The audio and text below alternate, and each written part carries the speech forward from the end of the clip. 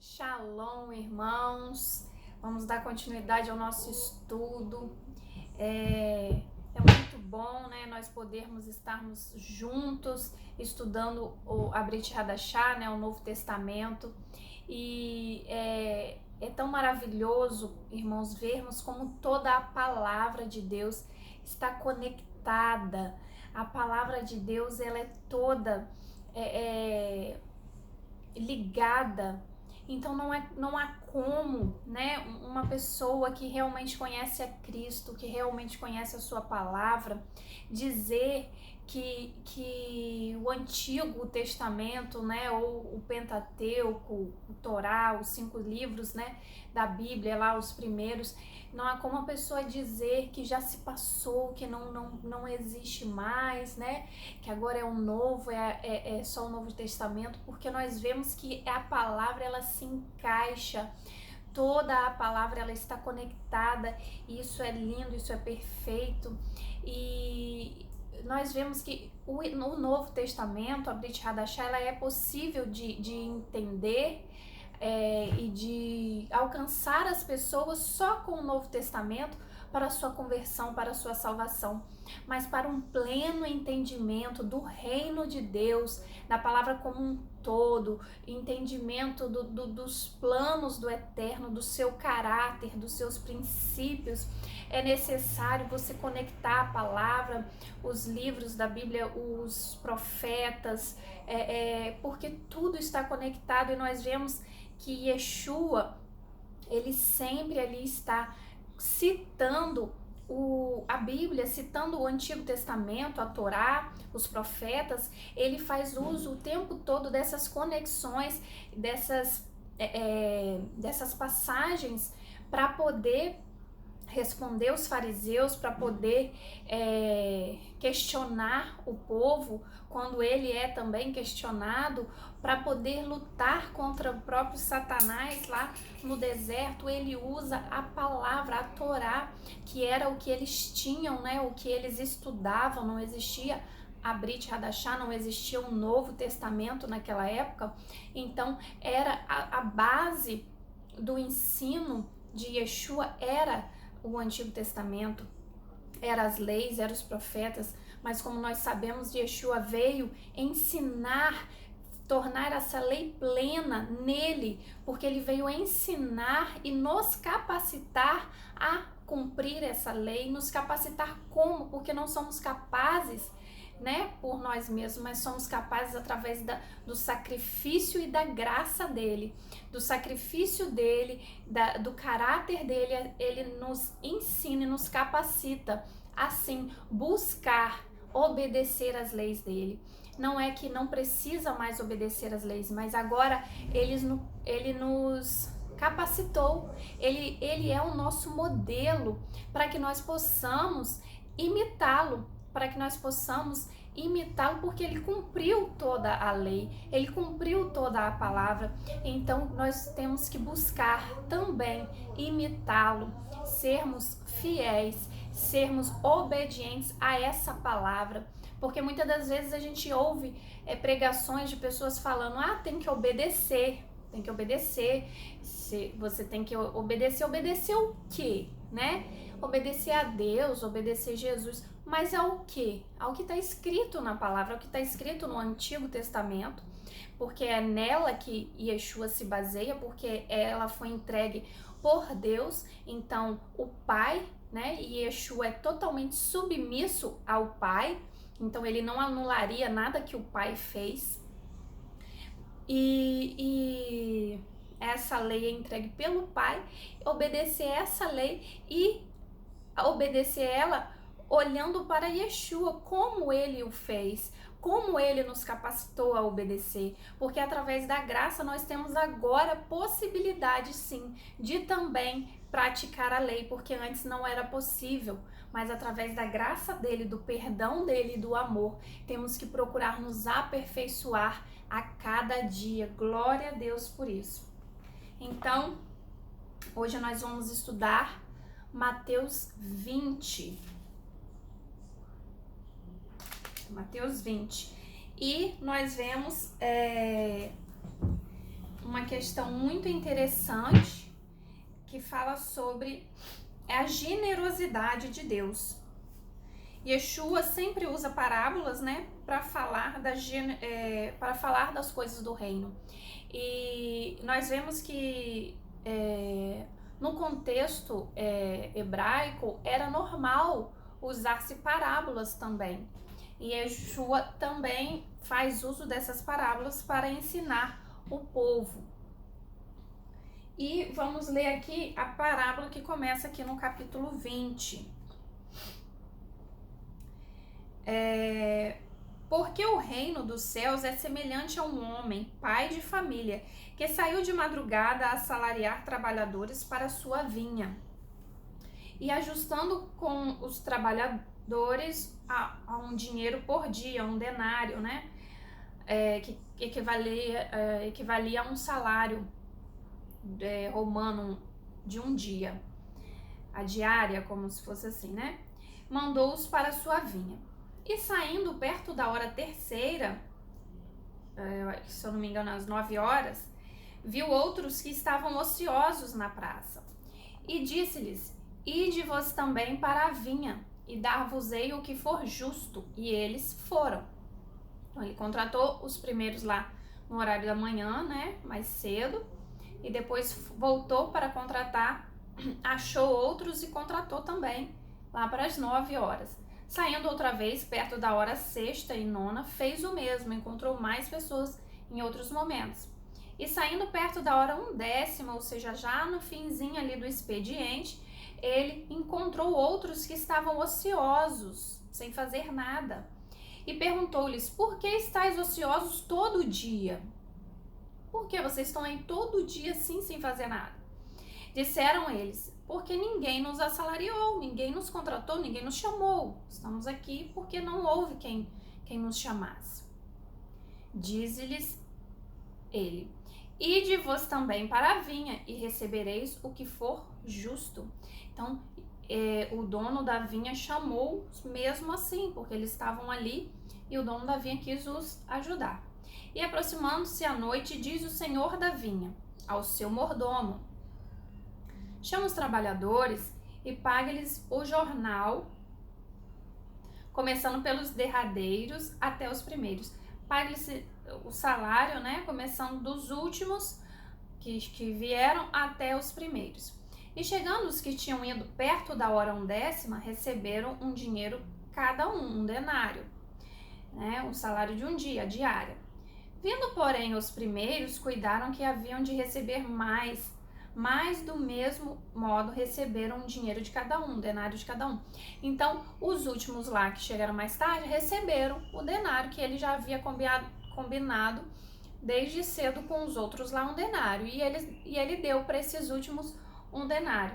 E vendo isso, os que foram contratados cedo acharam que também receberiam mais, já que os últimos lá receberam um e eles que estão trabalhando desde cedo, então pensaram: vamos receber mais. Mas receberam um também. E recebendo, murmuraram contra o pai de família, dizendo: estes derradeiros trabalharam só 1 hora, e tu os igualaste conosco, que suportamos a fadiga e o calor do dia. Mas ele, respondendo, disse a um deles: amigo, não te faço agravo? Não ajustei contigo um denário? Toma o que é teu e retira-te. Eu quero dar a este derradeiro tanto quanto a ti. Ou não me é lícito fazer o que quiser do que é meu? Ou é mal ao teu olho porque eu sou bom? Então ali ele fala pro que estava ali reclamando que ele tinha combinado um denário, ele não estava sendo injusto porque ele estava cumprindo o que foi combinado. Mas com o outro ele quis ser generoso, então ele deu a mesma quantia. E ele estava falando: para você é ruim eu ser bom, eu ser generoso com este também? Ele ali entendeu como uma injustiça, o trabalhador entendeu como uma injustiça. Mas o dono da vinha entendeu como uma generosidade. E assim os últimos serão os primeiros, os derradeiros serão primeiros e os primeiros derradeiros, porque muitos são chamados, mas poucos escolhidos.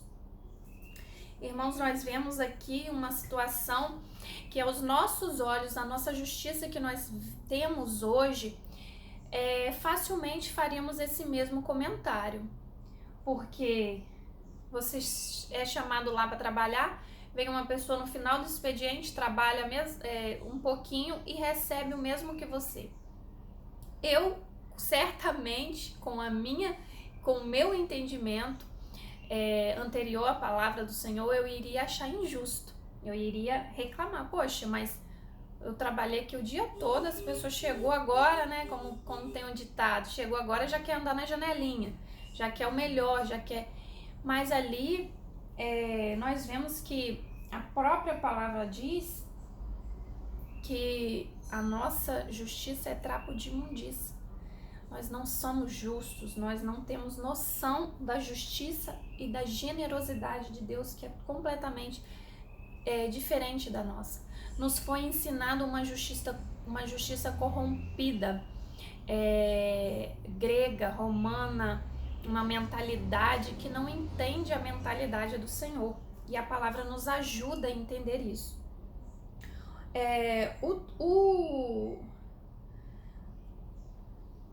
O dono da vinha, ele sai para contratar, chamar.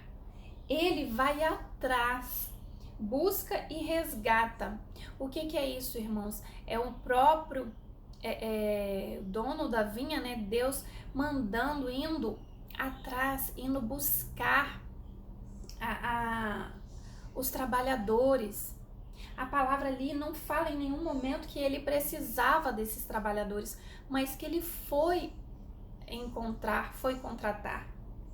É a pura graça. Ele vai nos chamar.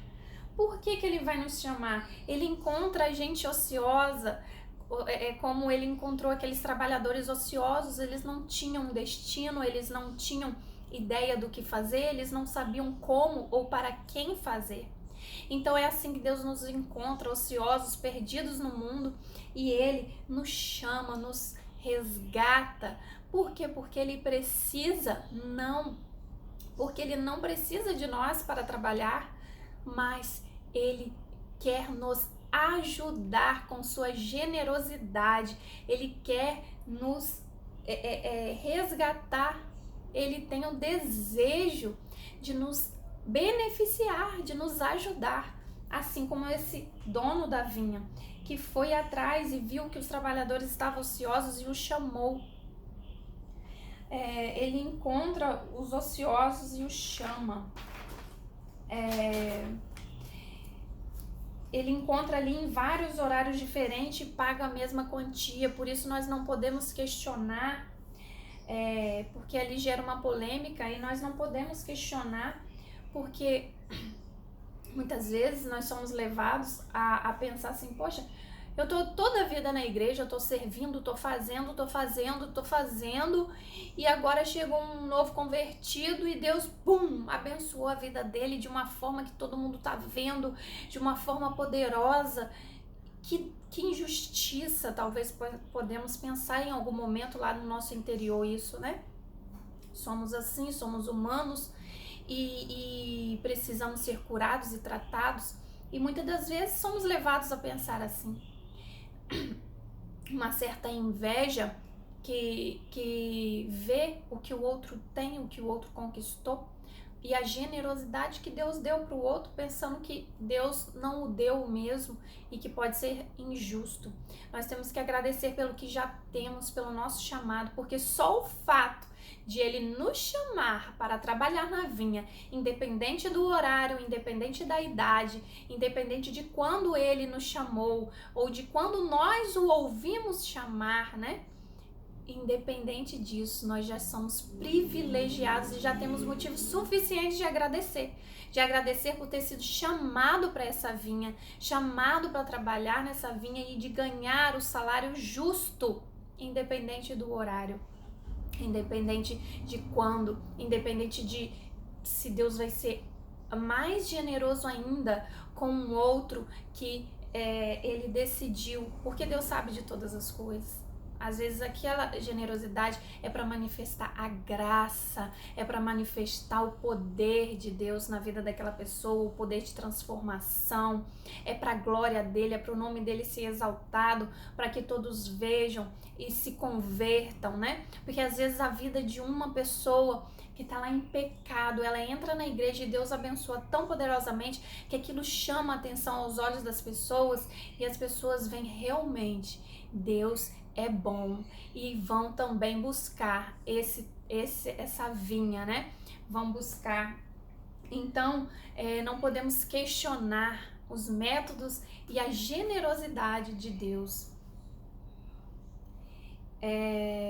De acordo com o chamado que cada um tem. Deus vai chamar um em cada horário, a gente não sabe, né, o momento que a pessoa vai ouvir esse chamado, então é de acordo, não podemos julgar essa generosidade. Por quê? Porque a graça não é merecimento, porque se fosse assim, eu sirvo Deus há tanto tempo, então eu mereço mais, ou eu mereço também. Mas não é merecimento, é graça, é generosidade, é de graça que ele nos dá, porque um alto preço foi pago. Ele pagou o preço para nos dar de graça. Então, é graça, não é merecimento, não é porque eu fiz mais, porque eu trabalhei mais, porque eu tô no sol, porque eu evangelizei mais, porque eu saí, porque eu limpei a igreja, porque eu cantei no louvor, porque eu fiz isso, porque eu fiz aquilo, porque eu tô com as crianças. Não é por isso. É pela graça, é pela generosidade dele. Então, não há melhor nem pior, não há essa questão, a graça não é o merecimento de quem ele está dando, é dele, a graça é dele. Amém? Não sei se eu consegui expressar o que eu estou pensando, mas a generosidade vem de lá para cá e expande, não é sobre o que nós fazemos, né? Claro que sim, devemos buscar, nos aperfeiçoar, entregar o melhor a Deus. Isso aí implica em outras coisas, em outras bênçãos que iremos receber na nossa vida própria, para a nossa edificação pessoal, para o nosso ministério, para a nossa vida, para não cairmos. Então, sim, temos que buscar o Senhor em todo tempo, servi-lo, mas a graça é dom de Deus, não é por nosso merecimento. Foi a graça que possibilitou a salvação. Portanto, a salvação é igual para todos. Ele começa do último, possivelmente, para falar que o galardão não começará com Israel. Você vê que ele fala ali do último, vai começar o pagamento do último por primeiro, porque nós temos também uma menção aí de Israel, que foi o primeiro povo a ser chamado, né, escolhido por Deus, o primeiro povo, né, o Dom Davi encontrou primeiro ali, mas uma vez não se trata de raça, de religião, é mediante a generosidade do Pai, manifesta através de Yeshua e os que nele aceitam. Então, após Yeshua, não era mais sobre aquele povo escolhido, mas sim sobre o povo que aceita a Yeshua, o povo que aceita o Filho que o Pai entregou para nos salvar. Então, esse é o povo que chegou depois, que veio depois e que aceitou. Então, ele vai receber primeiro. Não como preterição, mas uma questão de ordem ali. Os fariseus ensinavam que a lei foi dada a Israel para mostrar como adquirir méritos. Então, os fariseus, eles ensinavam que a lei do Senhor nos ensina a conseguir méritos, a conseguir bênçãos. E méritos, né? Coisas de merecimento. Então, eles usavam também, como eu disse no início, a parábola muitas vezes para ensinar. E eles ensinavam inclusive a parábola da cigarra e da formiga, que o rei pagava pouco a quem trabalhava pouco e muito a quem trabalhava mais. Essa parábola, né, da cigarra e da formiga que eles contam, demonstrava isso, que no final das contas o rei ia lá, aquelas que trabalhavam mais ganhavam mais e os que trabalhavam pouco ganhavam pouco. Então Yeshua pega essa parábola, né, como sempre, e descarta totalmente, refaz, reensina, reformula o pensamento deles. Por quê? Porque ele fala o contrário, que Deus é generoso e ele pode dar a quem ele quer, conforme a generosidade dele. Em Isaías 64:6 fala que todos os nossos atos de justiça são como trapo imundo. Então a nossa justiça é como trapo imundo, é nada perto da justiça de Deus. Quando você se converteu na infância, adolescência, depois de idoso, a graça vai ser a mesma para um idoso, para uma criança, a graça derramada é a mesma.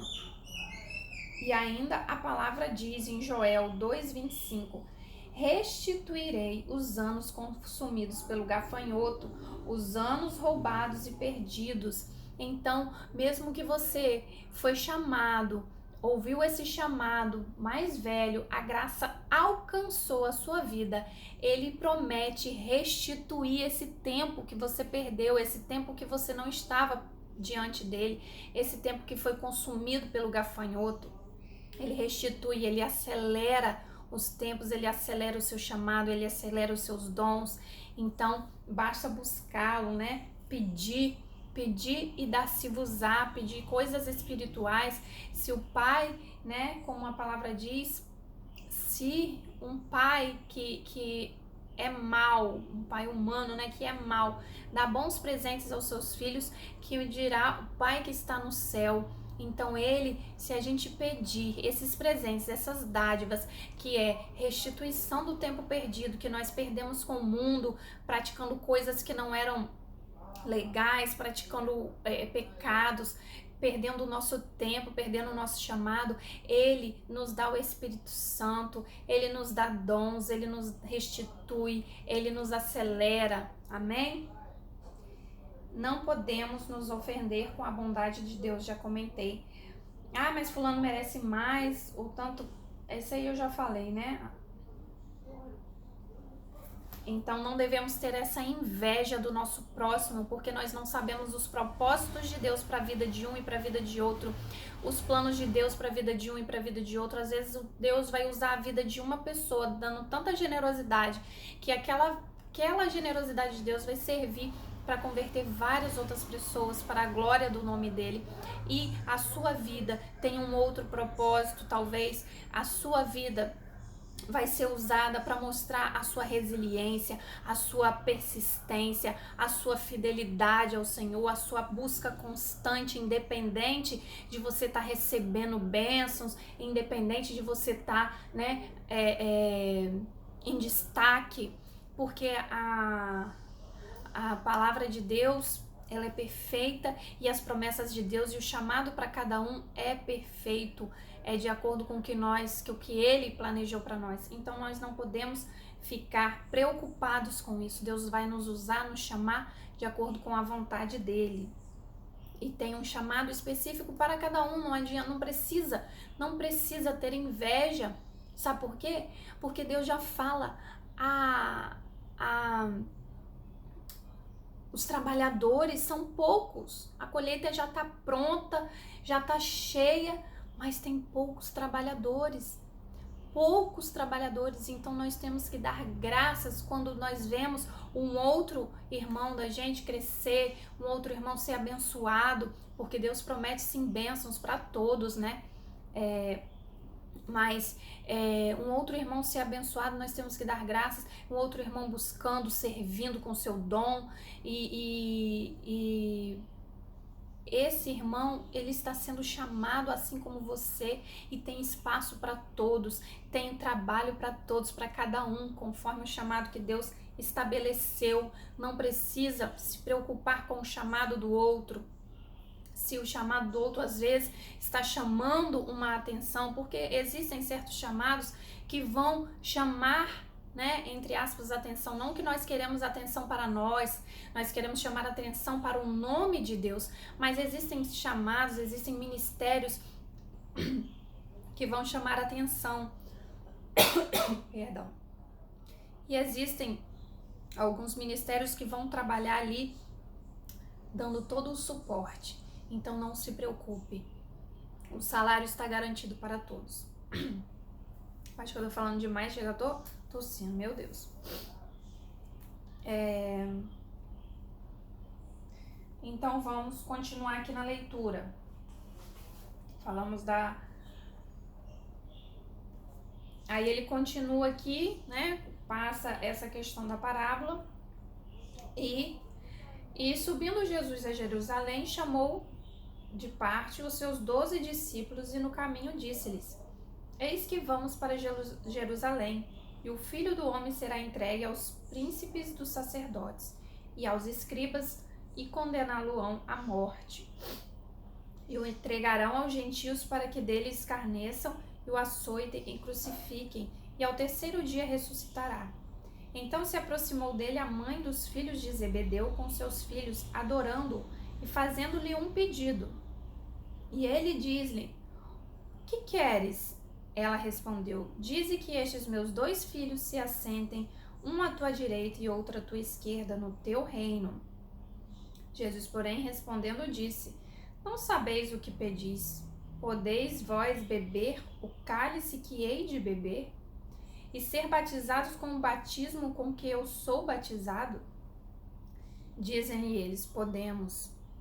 E diz-lhes ele: Na verdade, bebereis o meu cálice, mas o assentar-se à minha direita ou à minha esquerda não pertence dá-lo, mas é para aqueles para quem o meu Pai o tem preparado. Irmãos, a gente vê aqui, primeiro Jesus mostra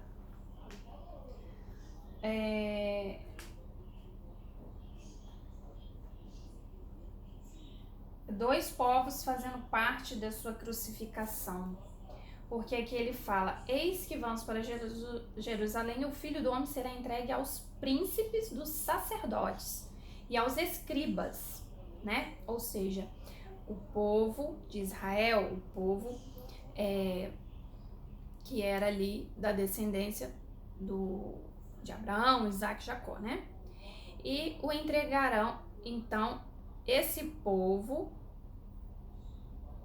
E aqui, em algumas versões fala: Eis que vão para e o Filho do Homem será traído pelo príncipe dos sacerdotes. Então aqui fala que o próprio povo dele, de Yeshua, o trairia. Então ele mostra ali primeiro, fazendo parte da sua crucificação, o povo de Israel. E aí ele continua: E o entregarão aos gentios. Aí já fala de um outro povo que também fez parte da sua crucificação, que escarneceram, açoitaram e crucificaram. Então tem muito esse antissemitismo de falar o povo judeu que matou Jesus. Quem matou Jesus? Porque o povo judeu traiu o seu Messias, traiu Jesus, do seu próprio povo. E o povo gentio o pegou, o açoitou, ao invés de defendê-lo, de aceitá-lo, não. O pegou, o açoitou, zombaram dele e o crucificaram. Então são dois povos fazendo parte da crucificação de Yeshua. Por isso o perdão dele vem para esses dois povos também, para judeus e gentios, e Israel e gentios. Não há diferença de culpa sobre a morte de Cristo, até porque faz parte do plano do Eterno a morte dele. E depois nós vemos a história ali, da situação ali da mãe, que pede para os filhos se assentarem, né? De ter ali o que ela queria? Ela queria o poder, né? Ela queria um destaque para os seus filhos, né, que estavam ali com Jesus, porque o povo naquela época esperava que Jesus reinasse naquele tempo, que ele ia ali reinar, estabelecer o governo dele, governar sobre os romanos, tirar aquele povo todo de lá, dar um basta naquela situação e reinar, estabelecer um trono. Então eles queriam, né, como um trono de rei, que tem uma direita, uma esquerda, que tem os ministros ali que ficam junto com o rei. Isso que ela estava pedindo. E Jesus fala sobre que eles não entendiam o que eles estavam pedindo. Porque beber do cálice, a expressão já era conhecida naquele tempo, que falava de tomar o mesmo destino de alguém, né? Beber do mesmo cálice daquela pessoa é você tomar o mesmo destino daquela pessoa. Então Yeshua perguntou, né? Vocês podem beber do mesmo cálice que eu? Ou seja, você pode beber do mesmo destino que eu terei agora que tomar? Eles, sem entenderem muito bem do que eles estavam falando, eles falaram sim, né? E Jesus ali falando do seu sacrifício, da sua morte.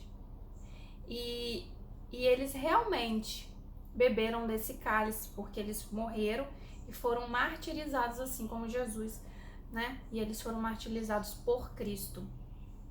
E Tiago foi o primeiro a morrer e ser martirizado, que ele mesmo disse que poderia, né? Através da própria palavra dele. Isso aconteceu, realmente.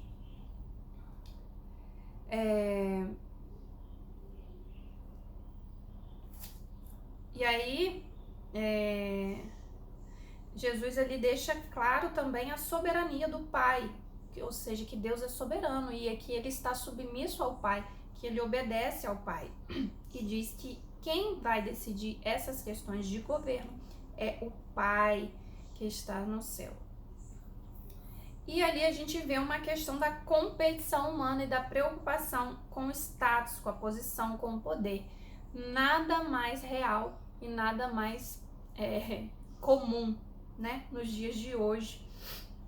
Essa preocupação, como sempre foi, de poder, de status. Quem vai ser o pregador, quem vai ter o título de apóstolo, de profeta, de ministro, de missionário.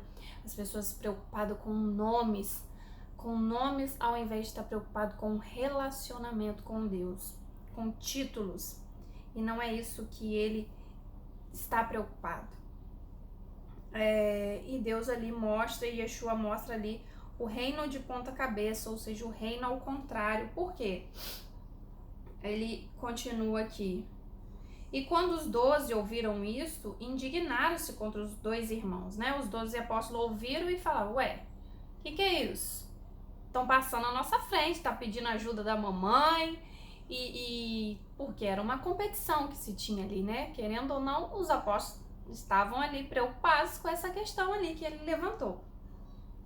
Então Jesus, chamando-os para junto de si, disse, bem sabeis que pelos príncipes dos gentios são estes dominados, e que grandes exercem autoridade sobre eles. Não será assim entre vós, mas todo aquele que quiser entre vós fazer-se grande será vosso serviçal. E qualquer entre vós que quiser ser o primeiro, seja vosso servo, sirva. Então Yeshua mostra ali o contrário, ele fala, olha, vocês sabem que aqui o rei, quem é o rei, ele tem o quê? Quem serve ele e que o povo o serve. Mas com vocês não vai ser assim, vai ser diferente. Porque quem quiser ser o primeiro, quem quiser ser o rei, seja servo primeiro, sirva. É um reino ao contrário. Por quê? Porque ele mesmo, sendo Deus, sendo o rei, desceu para nos servir. Oh, aleluia, glória! E por isso ele está sentado no trono ao lado do Pai. Bem como o Filho do Homem não veio para ser servido, mas para servir e para dar a sua vida em resgate de muitos. Então o reino de Deus, ele funciona diferente. Aquele que quer ser o chamaste, né? O servo, como nós aprendemos em Hanukkah, aquela lâmpada que fica no meio que vai acender as outras. Nós temos que estar servindo no reino para ser assim como o nosso Yeshua, como o nosso Deus, como o nosso Jesus, que serviu e não veio para ser servido. Ah, mas eu sou apóstola, então tem que ter, o povo tem que fazer o que eu quero, tem que estar tudo assim. Não, aqueles que são realmente apóstolos e instituídos por Deus e que são humildes, assim como Yeshua, eles não ficam botando título o tempo todo e querendo que os outros sirvam. Eles têm uma atitude diferente e é assim que nós temos que procurar ser humildes e servir o tempo todo. E aí, para finalizar,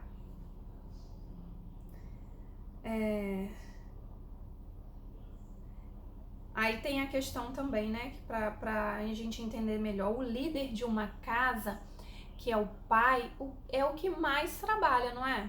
O pai que tem mais responsabilidade de pagar as contas, né, numa família tradicional, né, de pagar as contas, de trazer o sustento, de cuidar dos filhos. A mãe é a ajudadora, ela está ali ajudando, auxiliando, mas o pai, ele tem, quem é o líder, na verdade, né?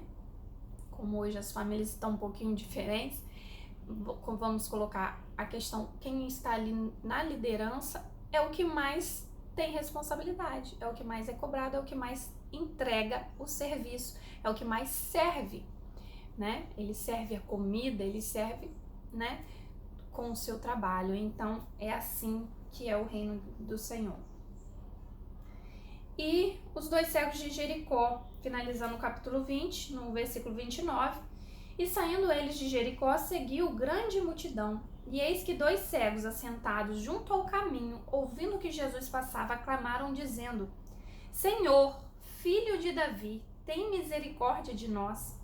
E a multidão os repreendia para que se calassem. Eles, porém, cada vez clamavam mais, dizendo: Senhor, filho de Davi, tem misericórdia de nós. E Jesus, parando, chamou-os e disse: Que quereis que vos faça? Disseram-lhes ele: Senhor, que os nossos olhos sejam abertos. Então Jesus, movido de íntima compaixão, tocou-lhes nos olhos e logo viram e eles o seguiram. Aleluia! Você é capaz de fazer Jesus parar? Eles conseguiram fazer Jesus parar naquele momento, Jesus ali seguindo com uma multidão, e eles chamaram tanto a atenção, eles gritaram tanto a ponto de incomodar todo mundo e a ponto de fazer Jesus parar.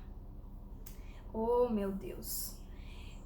O cego simboliza também aquele que está em trevas, aquele que não vê a luz, não vê Jesus, não vê a situação de trevas que ele mesmo está. E só pode ver a luz aquele que clama a Yeshua, só tem como ser, como se ele recorrer àquele que recorrer a Deus e admitir a sua miséria, a sua limitação. Quando ele fala Jesus, filho de Davi, ele está ali já exaltando, colocando ele como Messias. Ele já está reconhecendo a divindade, a grandeza de Jesus. A primeira coisa que nós temos que fazer para chamar a atenção é clamar e dizer: eu sei que tu és o Rei, eu sei que tu és o Redentor, eu sei que tu és aquele que veio me salvar, aleluia. E a segunda coisa, eles falaram: tem misericórdia de mim. O que é ter misericórdia? É reconhecer a sua miséria, é reconhecer o seu pecado, a sua imundícia, a sua incapacidade, as suas limitações e dizer: eu só posso se o Senhor me ajudar, eu só posso ser curado, eu só posso mudar de vida, eu só posso largar esse vício, eu só posso largar essa pornografia, eu só posso largar essa mentira, essa mania que eu tenho de fazer, de mentir ou de praticar adultério. Eu só posso largar se o Senhor tiver misericórdia de mim. Eu só posso ser tocado por ti para ser curado. É reconhecer a nossa insignificância. Então aqui eles conseguiram chamar a atenção, engrandecendo a ele e reconhecendo a sua miséria, reconhecendo a sua limitação. Humildade é a palavra, humildade.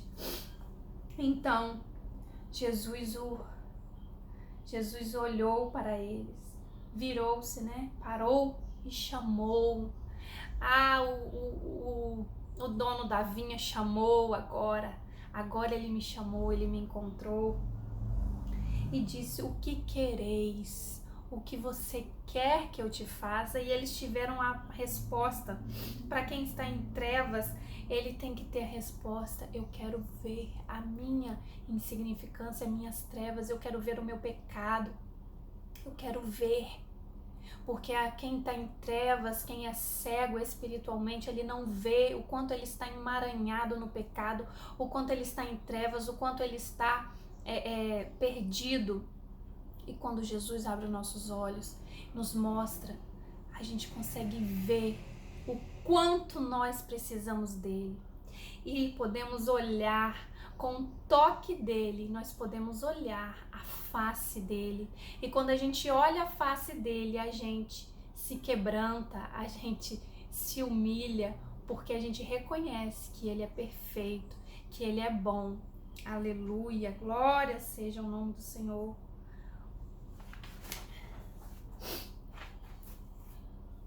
Eles não tiveram vergonha de gritar. Não tenha vergonha de gritar. Não tenha vergonha de reconhecer o seu pecado. Não tenha vergonha de reconhecer a sua doença. Enquanto a gente estiver escondendo aquilo que nos impede de prosseguir, enquanto a gente esconder o nosso erro, as nossas limitações, a nossa, às vezes, depressão, enquanto a gente esconder aquilo que está ali dentro, atrapalhando a gente de prosseguir, a gente não vai chamar atenção para ser curado. Grite, mostre ao Senhor: Senhor, eu quero ver o que me impede de prosseguir, me mostra, traga a luz, eu quero ver, eu quero te ver, eu quero ver quem o Senhor é, porque vendo quem o Senhor é, eu vou ver quem eu sou em ti. Quem eu sou, o que o Senhor preparou para mim nos teus projetos, porque a palavra diz que desde o ventre de minha mãe, o Senhor já me conhece, o Senhor já me formou, antes mesmo de eu nascer, o Senhor já tem planos para mim e eu quero ver. Aleluia! Não fique de mimimi, chame a atenção de Deus. Aleluias! Reconheça as suas trevas e entregue na mão dele, chame a atenção dele. Que você nesse dia possa reconhecer, possa orar ao Senhor e pedir: Senhor, me mostra minhas trevas.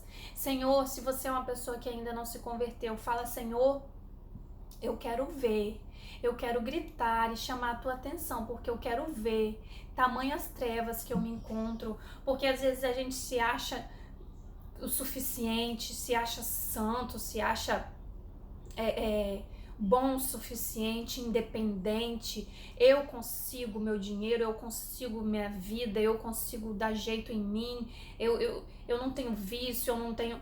E você não sabe, eu não sei, muitas das vezes, o que ainda trava a nossa vida. Então reconheça que ele é o único que pode transformar a sua vida. Reconheça que ele é o Filho de Deus e que ele é o único capaz. E adore-o e deixe ele te tocar, porque quando Yeshua toca, tem cura. Quando ele te tocar, você vai ver e você vai ser transformado e você vai ver a luz. E quem vê a luz não caminha em trevas. Quem vê a luz, quem vê Yeshua, não quer mais outro lugar para morar. Quem entra no Santos dos Santos não quer mais outro lugar, não deseja estar em outro lugar. Que você seja tocado hoje pelas mãos do nosso Mestre, do Filho de Davi, e que ele tenha compaixão de ti. Aleluia. Amém.